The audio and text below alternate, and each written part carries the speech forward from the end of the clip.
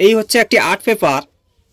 এখানে সুন্দর করে এই হচ্ছে কুঁড়ো, এটা ছড়িয়ে দাও, কোনো সাদা থাকবে না, সুন্দর করে পুরোটাই ছড়িয়ে দিতে হবে এরকম করে। এই ঠিক আছে, এরকম করে সাদা অংশটাকে ভরে দাও একদম। যতক্ষণ না এই সাদা অংশটা ভরছে ততক্ষণ এটা ছড়িয়ে দিতে হবে এরকম কুঁড়োটা।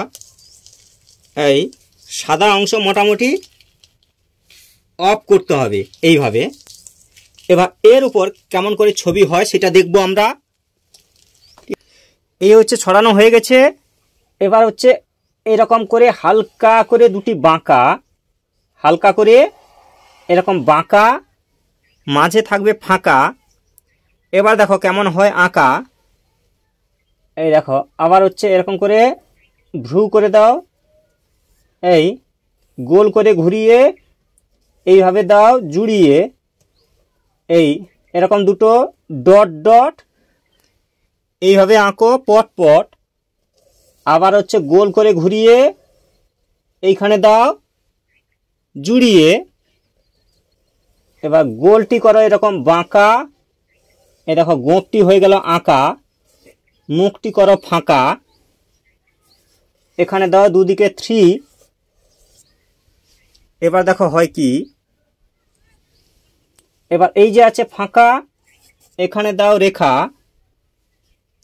এরকম করো দাড়ি, সুন্দর করে করো দাড়ি, না যেন হয় আনাড়ি। এইভাবে করো দাড়ি, এইভাবে এই গোল করে এরকম ঘুরিয়ে এই হালকা করে বাঁকা। এই যে আছে ফাঁকা, এখানে দাও এরকম বাঁকা বাঁকা।